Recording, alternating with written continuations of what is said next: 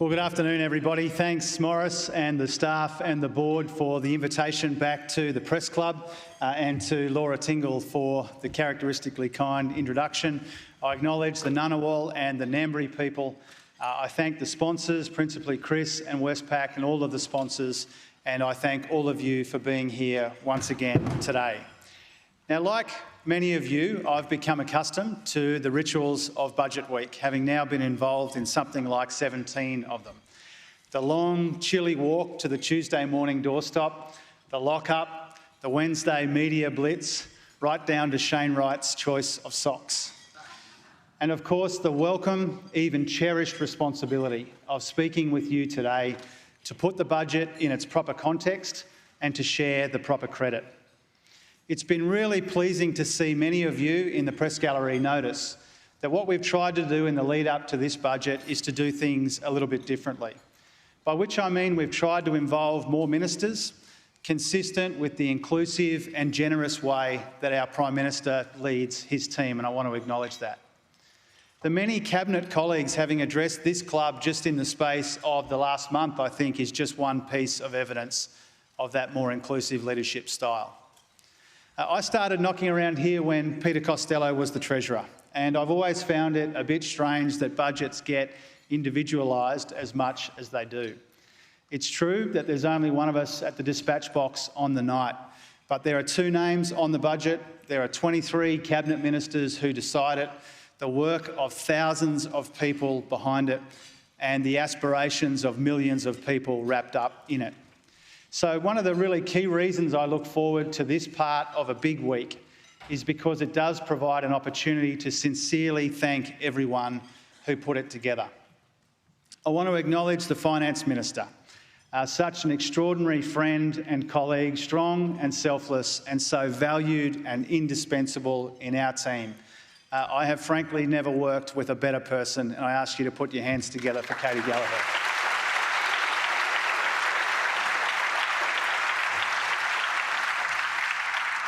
I want to acknowledge the Prime Minister again and thank him for being here today, but most of all, thank him for providing the leadership behind this budget. I want to thank our colleagues on the Expenditure Review Committee for providing the scrutiny, ministers and caucus members for providing all of the ideas, every one of them well motivated and some of them affordable. I want to acknowledge Stephen Kennedy and the Treasury team. I'm so lucky to work with Stephen and his colleagues. I want to acknowledge Jenny Wilkinson's Finance Department as well, the Cabinet Secretariat and the broader public service under Glyn Davis's leadership for providing the professionalism and the expertise. I want to thank my community for providing the inspiration. I want to thank my wife Laura, my kids who sat through the speech last night. It means a lot to me that you're here. I want to thank you for providing the love and support at home. And I hope you won't mind me singling out someone else who has become like family to us. A big sister to me and an auntie to our kids, a friend and conspirator with Laura and John and Mum, but more than that as well. Barbara Peeney has been working for senior Labor people in this building and the one down the hill since the late 1980s, when she showed up for her first job with then Deputy Prime Minister Lionel Bowen. In the 3.5 decades since, she's worked for 8 frontbenchers in 10 stints, 2 Deputy Prime Ministers, 3 Treasurers, 2 Shadow Treasurers, 2 Finance Ministers and a Labor leader. And Barb's been the heart and soul of the 3 offices that I've worked with her in, Kim Beazley's, Wayne Swan's and now mine. And she is the personification of what Graham Freudenberg's meant when he described the Labor Party as collective memory in action. She's unsung, but she is absolutely unequalled in work ethic and commitment to her family and our country and the need to do the right thing by each other. Now, the first reason I mention her today is that the 2023 budget is Barb's last budget. Some of you know that she's said this before, but this time I fear Barb means it. And it says something about her humility, that guessing that I'd mention her today, she preferred to watch this from the office with our kids. But she'll hear us in the ministerial wing. If you could please join me in thanking her with a loud round of applause.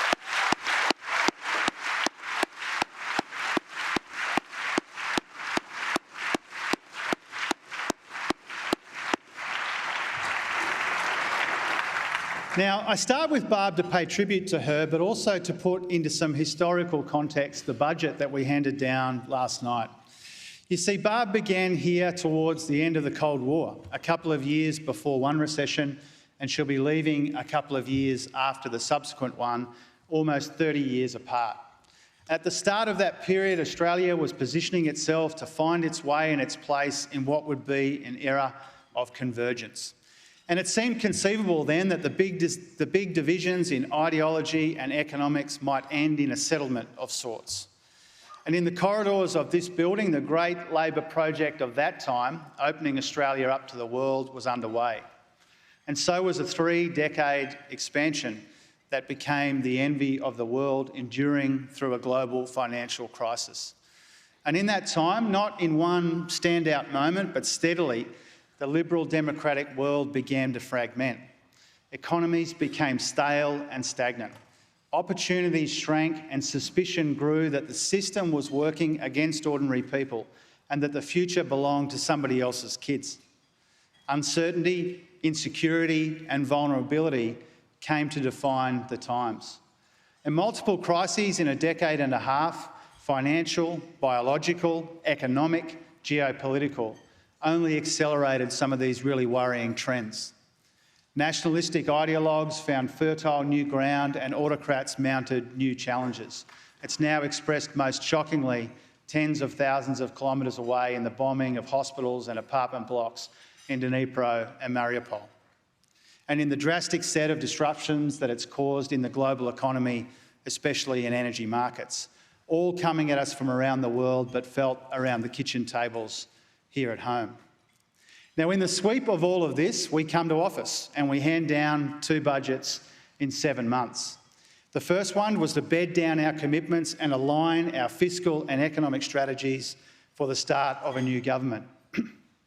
This second budget has a much harder task: to serve our urgent priorities and our generational responsibilities at the same time, to act as a hinge point between the end of a wasted decade and the beginning of a defining decade chock full of opportunities, to shore up our path through some hazardous terrain, but to set us up for broader, long-term success in our society and our economy as well, and to make sure that the benefits and opportunities of this moment are shared right across our continent and right across our communities.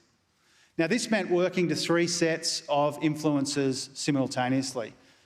First, in the near term, a domestic economy characterised by persistent inflation, slowing due to global pressures and rate rises, but benefiting from low unemployment, stronger wages growth and high prices for our exports. Second, a bottom line benefiting substantially this year and next, boosted by the restraint that we've shown in 2 budgets, but with structural pressures that remain. And third, recognition that the next generation of economic growth will be powered by different forces than the last, by our ability to manage and maximise the big geopolitical and fiscal and demographic influences and make the most of the big shifts that we outlined in Budget Statement 4, namely the growth in the care economy, fast technological change and the vast industrial opportunities of net zero. So the job of the budget and the balance I think we struck well was to see us through, but also to look beyond. And by now, you're familiar with how we're going about that task. You know that we're expecting a small surplus this year and smaller deficits after that, avoiding hundreds of billions of dollars in debt. You've seen the $14.6 billion cost of living package we're delivering that prioritises support for those most in need without neglecting middle Australia. The big announcement of last night, tripling the bulk billing incentive. The initiatives we're pursuing to broaden women's economic participation. And you've also seen the predictable political responses from our opponents. The people who made the mess and spent years trying to cover it up, now complaining that the clean-up is taking too long. The same characters who now claim they've supported all along the energy bill relief that they voted against in the Parliament just in December. Now, as always, there are some who think that we're doing too much in this budget. There are others that think we aren't doing enough. That's perennial. The PRRT is a good example of this, and so is social security. But our job is to make the right decisions for the right reasons. I think we have done that, and I think we are doing that in the budget. Now, I wanted to take a few minutes today to focus on three mutually reinforcing parts of the budget which I think are particularly important. The first, our efforts to improve the budget. Second, what we're doing to address inflation.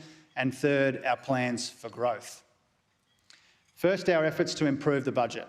Here we sought to build on the example we set in our last budget, but in slightly different circumstances. In October, we returned 99% of upward revisions to revenue over 2 years, well above the historical norm, but necessary to make sure we weren't adding to inflation and to begin the journey towards budget repair. And we wouldn't be forecasting a surplus now without that effort. We wouldn't be anywhere near it without that fiscal discipline that we showed. And 7 months later, inflation is still with us and big structural pressures on the budget remain, meaning that our emphasis on restraint continues. But what you saw last night was a similar but not quite identical approach, and that's for three reasons. Firstly, our economy is slowing. So putting our foot too hard on the brake, we might have done more harm than good. Secondly, we discovered a new range of expiring measures and mismanaged mess that we had to clean up.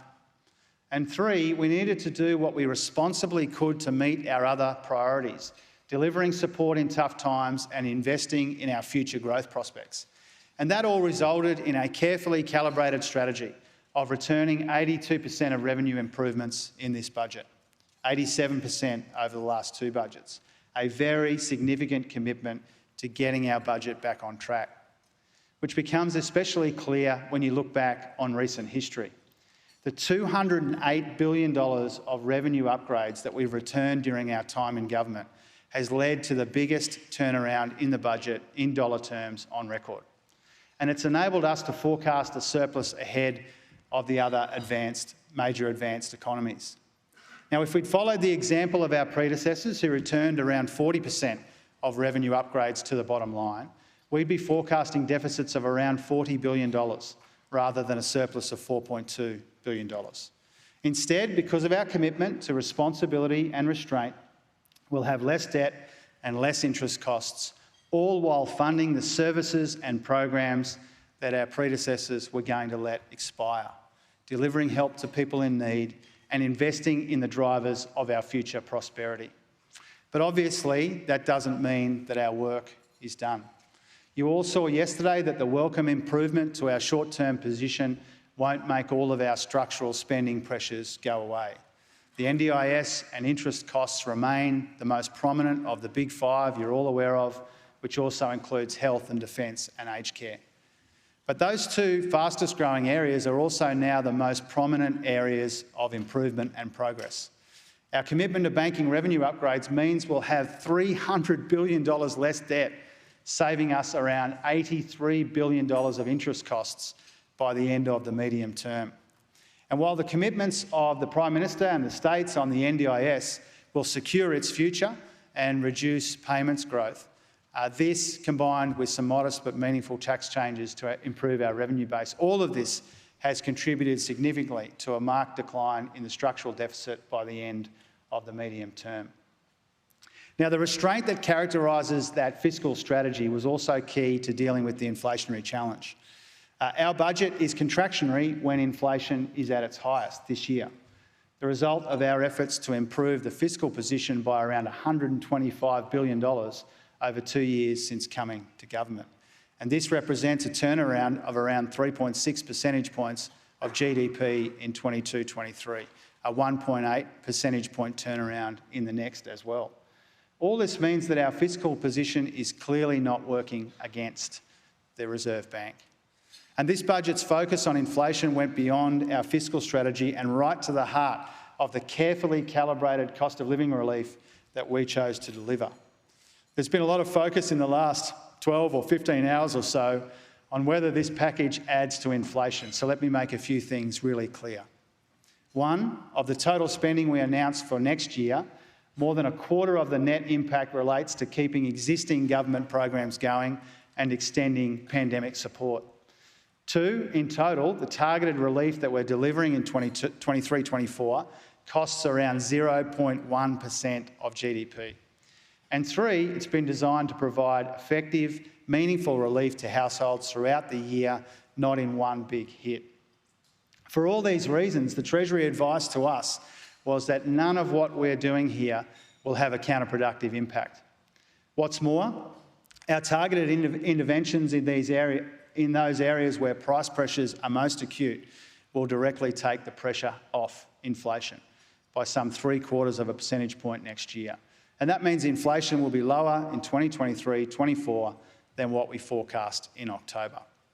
Still higher than we'd like and still more persistent than is ideal, but down from what we would have been and making a meaningful difference to families and others around the country as a consequence. So inflation was central to our thinking in how we went about providing relief to households, in the execution of our fiscal strategy, but also in how we thought about growth.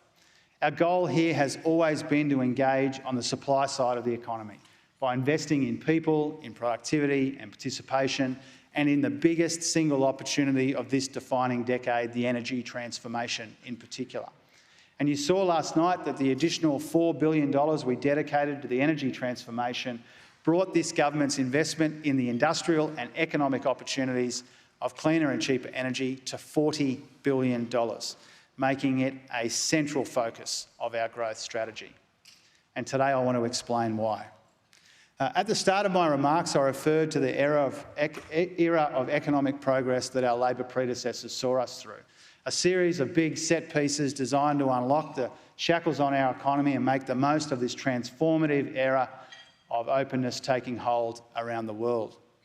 Today, the task of our generation is to find the right policy levers to make the most of an entirely different transformation, this time in energy. And when I think where Australia fits into the global story, one fact really springs to mind. We have an abundance of the resources that will power the world's efforts to combat climate change and the potential to produce renewable energy at a lower cost than the rest of the world.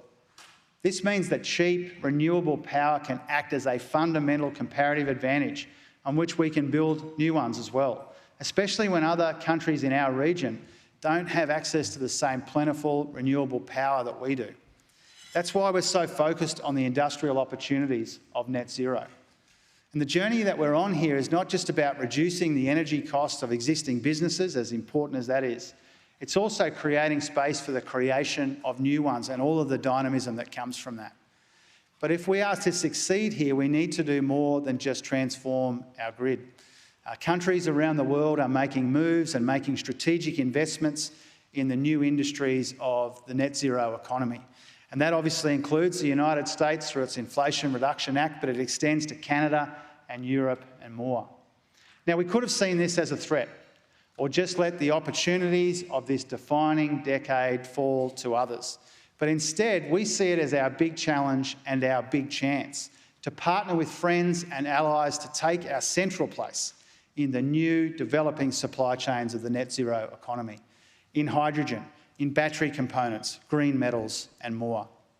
That's why you've seen in this budget and the last a long-term signal to key markets and clear practical actions to encourage productivity-enhancing investment in the industries we can thrive in. A safeguard mechanism that provides certainty for business. New targeted investments in our hydrogen future last night. A national reconstruction fund that will partner with private industry to move up and along new renewable value chains. And targeted incentives for households and small business to reduce their energy usage and save on their bills. Now, as a Labor government, we want the opportunities associated with these new and growing industries to be available to as many Australians in as many parts of the country as possible. And you saw that last night in our announcements of more than $1.4 billion to support regional decarbonisation, a new net zero authority and an historic skills agreement as well. And it's also a big part of why we're putting in place a new framework to address disadvantage in communities like the one that I grew up in and represent now, focusing on people and place and local knowledge and the power of communities to gather people in, to lift them up and to expand and broaden opportunity in our society. And in many ways, what aligns, what unites our approach to disadvantage, our approach to growth, a lot of what's in last night's budget, is an effort to try and cooperate across state boundaries and with communities wherever and whenever we can, working together so that what would otherwise pass as moments in time become staging points in progress. I'm confident that that's how this budget will be seen, just like the one prior and ideally the one to come as well. Points at which we can reflect on what's in the budget papers themselves, but also in what's happening all around them. Because in this budget, you can trace the through lines of our first year in government. The Jobs and Skills Summit here, and our delivery of 300,000 fee-free TAFE places from next year. Upgrading our emissions reduction targets and legislating the safeguard mechanism earlier this year, a framework for the energy transformation initiatives we've spoken about today. Making economic equality for women a priority, driving cheaper early childhood education, enhancing parental leave, and now delivering support for single parents and especially single mums. Commissioning the Defence Strategic Review, delivering the AUKUS agreement and rehabilitating Australia's diplomatic relationships, and I see Richard is here today. Investments in our national security and our regional stability funded in this budget. Mr Penny Wong and others who are here. In health, supporting the hospital system through this new phase of the pandemic, funding to keep our kids safe from the dangers of vaping, and I pay tribute to Mark Butler, and securing Medicare's future. And in our commitment to getting wages moving again, the passage of secure jobs and better pay, and funding a decent pay rise for aged care workers. But this hasn't been a hurricane of initiatives without purpose or without coherence, or a series of policies designed solely with a decent press release in mind. This Prime Minister sets a higher standard for his government. Ambitious, yes, but also willing to make the tough decisions and the hard choices in a methodical and considered and sequenced way, so that when we take a moment to pause and take stock after almost a year in office, it's clear that what might otherwise seem like a flurry of activity is actually just an adult government working calmly and collaboratively through its agenda.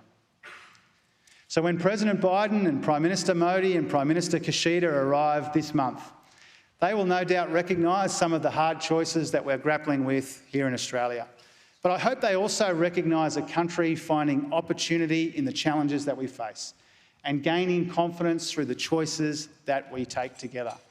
A country that is on a journey towards a more inclusive, more resilient, dynamic economy, increasingly powered by renewable energy and true to the character of its people, smart and practical and resilient, with an inherent sense of fairness and optimism. This is the same spirit, the same decency and positivity that the referendum for a voice is built on. Now, almost directly above us, you can find Tom Roberts' famous painting of the opening of the first Parliament, which was actually 122 years ago yesterday. 10 steps away from that are the Yirrkala Bark petitions, presented to the Parliament in 1963, almost the midpoint of the journey between the Australia of Federation and the Australia of today. The confident call for recognition and respect that Yunupingu helped to draft, something that wouldn't have even seemed vaguely possible to those in Tom Roberts' sights. And yet, in the same Parliament, around 60 years later, that document was tabled and it was recognised. In many ways, the space between those 2 points in our history is vast, but here you can walk between them easily. And that is the gift that we seek to bestow onto the next generation of Australians who walk through this place and walk through our country. To do the work, to do what seems difficult now, so that they too can walk with ease between new reminders of the staging points of progress that we are creating. The referendum that will take place later this year is one of those markers, a chance for us to rise to the moment, and I'm confident that we will. And that's what I was getting at last night when I was talking about a Commonwealth of common purpose. We have always been ready to tackle the big challenges and seize these big chances. And that is what the Voice is about. It's also what the budget was about. It's what Anthony's government is all about.